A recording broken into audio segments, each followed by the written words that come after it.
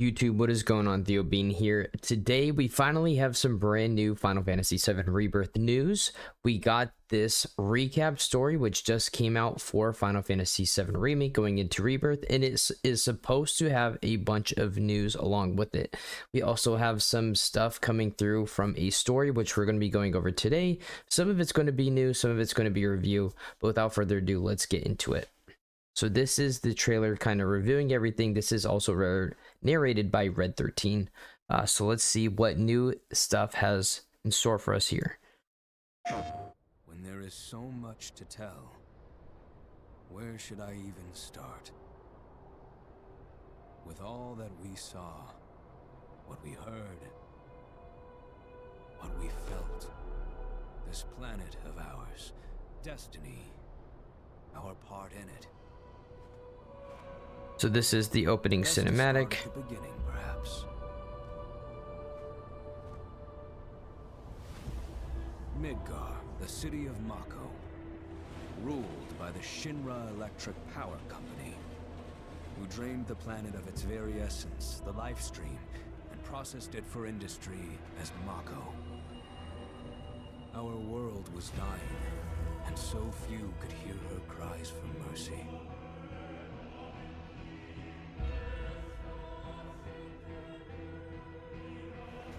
Those who could rose up in her defense.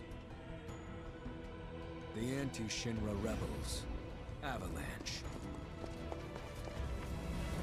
Among them, Cloud Strife, an ex-soldier hired by the Resistance to destroy Reactor 1.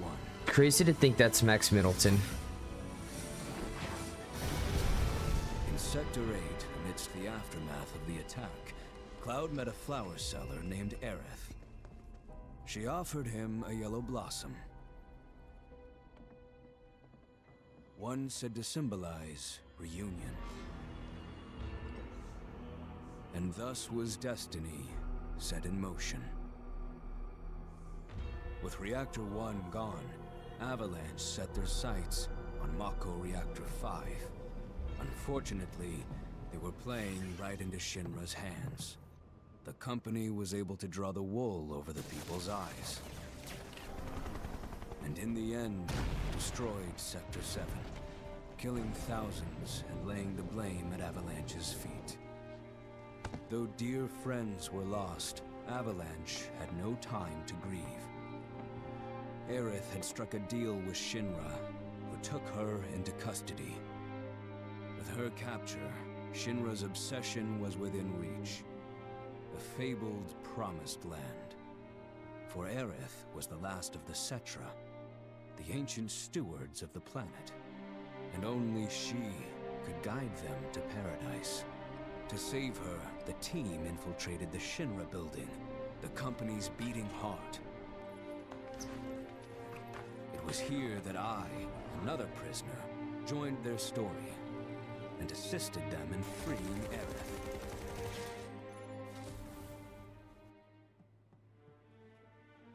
Yet during our flight, we came face to face with a man thought dead.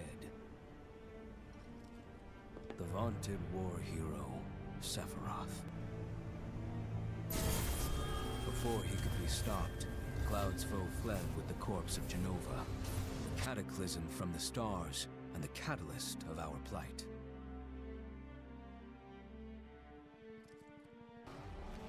Eventually, we too made good our escape. Pursuing troopers defeated, we raced toward Midgar's edge.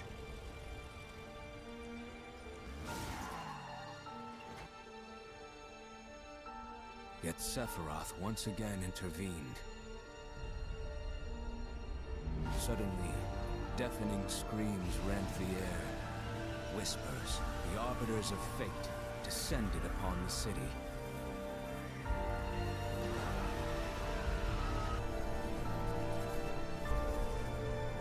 Before their imposing wall, Aerith warned us. This was Destiny's crossroads.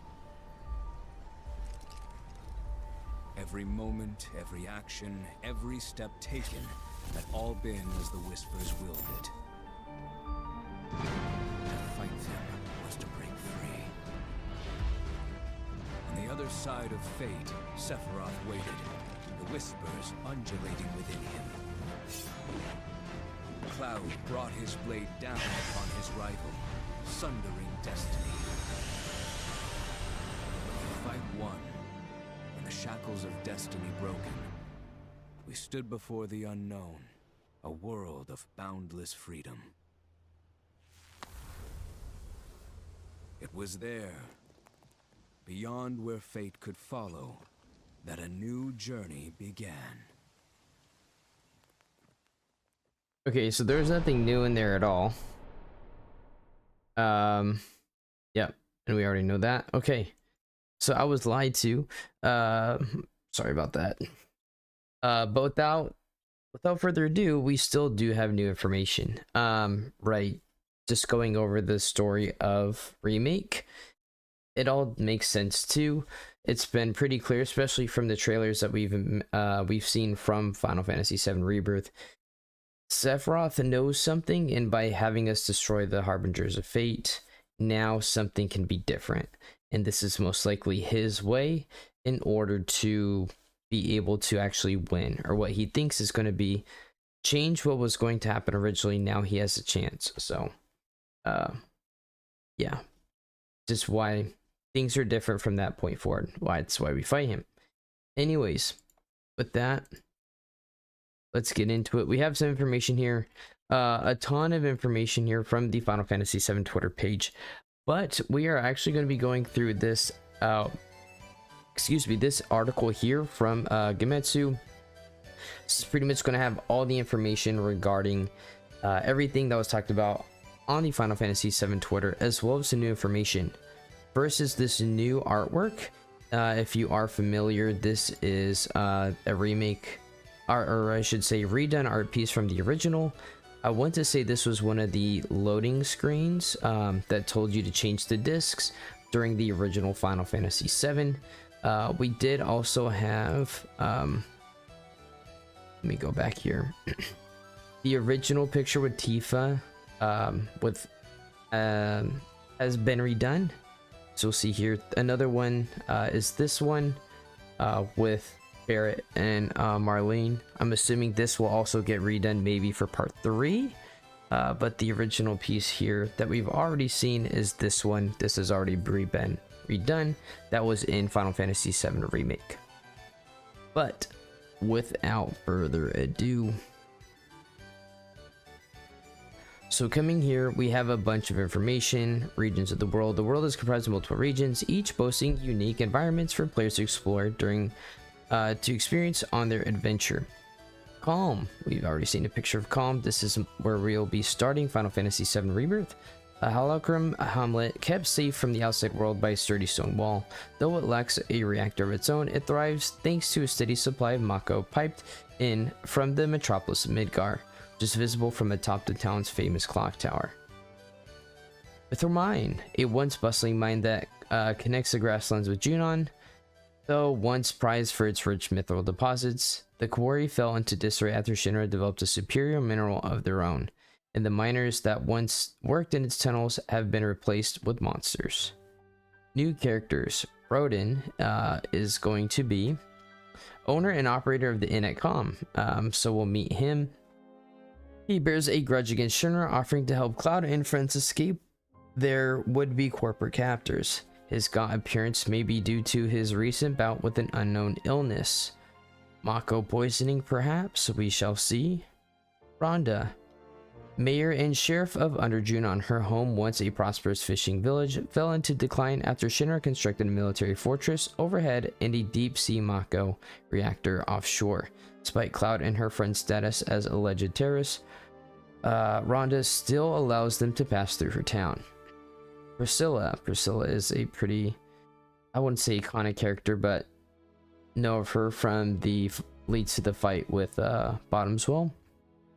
A cheerful young girl who lives in Underjunon, often seen swimming with the dolphin she trains. The offshore Mako reactor has contaminated the surrounding waters, and Priscilla fears for the safety of her dolphin friend and other aquatic creatures. Billy, grandson of Bill, owner of Chocobo Ranch in the grasslands, having lost his parents at a young age, he and his sister were raised by their grandfather. This young ranch hand kindly offers to teach Cloud and company the ropes of chocobo wrangling, on the condition that they patronize his sister's shop. Patronize. And we also got to hear him talk in the gameplay footage that we got to review earlier in the year. Should say a few months ago. Chloe, Billy's younger sister, she runs a shop on the ranch where she sells crafting materials and other curios. Warm and kind-hearted, she engages politely with Cloud and company and is grateful for their patronage. At the same time, she is worried about her brother's fixation on making money. Hey, a young man's trying to get it. Combat, specifically in regards to Red 13. So some of this stuff again is going to be kind of review. We've talked about Red 13, his unique abilities. So another one of his, what was originally, I believe, one of his limit breaks in the original Stardust Ray is an ability that he can use kind of like how Cloud can use Braver. Vengeance Mode, his unique action, block incoming attacks to fill the Vengeance Gate and unleash that energy to enter Vengeance Mode, enhancing his physical attacks and his evasive prowess. Siphoning delivers a powerful blow which absorbs some of the enemy's HP, all without expending ATB. That's really good. Then we have Aerith, Word Shift, which has been changed, which was her triangle before. Aerith can instantaneously warp to any sigils that she's created, allowing her to move about the field with ease and maximize the impact of her magic. That's actually insanely good, and I really do like that. Because her triangle felt so bad in Remake. So I'm glad that that is getting redone completely with this new and improved Ward Shift. New system, synergy attacks, something we've talked about as well. Powerful attacks in which two characters team up to turn the tide of battle. More abilities will unlock as you increase the party level. A numerical expression of how closely knit your team is, and deepen the affinity between party members. With a synergy gauge by using abilities, then unleash a synchronized assault. Here's one with Cloud and Tifa. Cloud launches Tifa towards an enemy to attack in tandem. Bear and Red using Overfang. This is the name of Relentless Rush. There's synergy skills, another thing we've talked about too. Two party members team up to activate useful abilities without consuming ATB. These commands can be executed while blocking and provide a wide array of beneficial effects. Each pair has their own unique set of abilities. Some deal damage while others offer support. Spellblade, we've seen that. He launches these purple beams from his sword. It's pretty badass. Mad Dash, team up to charge forward with guarding against incoming attacks. Activate in sequence to trigger a 3-hit combo. I don't think we've seen that one yet. I could be wrong. Summons, setting summon material will grant access to the power of the gods. A conjured deity will follow the player's lead and fight enemies automatically, but you can also instruct them to use special abilities. Where they depart the battlefield, summons will unleash one final attack that they will wreak immense havoc. So that sounds pretty much just like how it was in, yeah. So it looks like summons for the most part function the exact same way as they did in Remake. We get to see Kujata, by the way, who looks really good. He looks great. A bovine deity that charges around the battlefield, wielding the power of fire, ice, and lightning. Throws foes with its enormous horns and unleashes magical attacks that strike even distant enemies' weaknesses. So coming down here, right, it looks like this red materia is indicating that there is a summon most likely, or Cloud is the person that summoned him. We have the timer bar here, Edit Imagine under the commands menu. It gives us the summon just like it did before, where we can pick abilities by the summon to use. I'm just hoping they're stronger. I felt like nobody ever really used them. I remember my playthroughs, I really didn't use summon. There wasn't really a need. Your abilities and skills felt very strong as is, and when used attacking the right weaknesses on enemies, there was really no need to ever use a summon. It just took too long. So I'm hoping that at least summons feel stronger, or might actually be useful during like tougher fights, so that they actually feel like they have good use compared to how they did in Remake. Fujata unleashes Tri-Disaster just before leaving the battlefield, a powerful wide-range attack imbued with the powers of fire, ice, and lightning, sure to hit many foes right when it hurts and potentially wipe them out. World Intel. Chadley enlists your help with deepening his understanding of the world. As you explore the various regions, you will uncover new areas rich with treasures and natural wonders. Data points accumulated in your travels can then be spent to develop useful new materia. Proto relics. Now this is something that is brand new that we have not seen before. Search for proto relic clues. Level 17 is our world intel. And then we have these guys returning, right? The thugs. But proto relics are artifacts of unknown origin that emit a unique energy signal. These elusive antiquities are hidden throughout the world, but with the aid of activated Remnawave towers, Chadley should be able to point you in their direction. Be warned, however, they seem to alter space-time and are known to cause strange phenomena. So, I'm not sure if maybe these will be able to pull enemies in from a different area. It'll be like a mini boss fight, possibly. This could lead to like side story sort of event. It is really hard to say. It looks like we have calm in the background here with the pipeline, which is what I was looking at. I'm realizing that this shot looks kind of low res.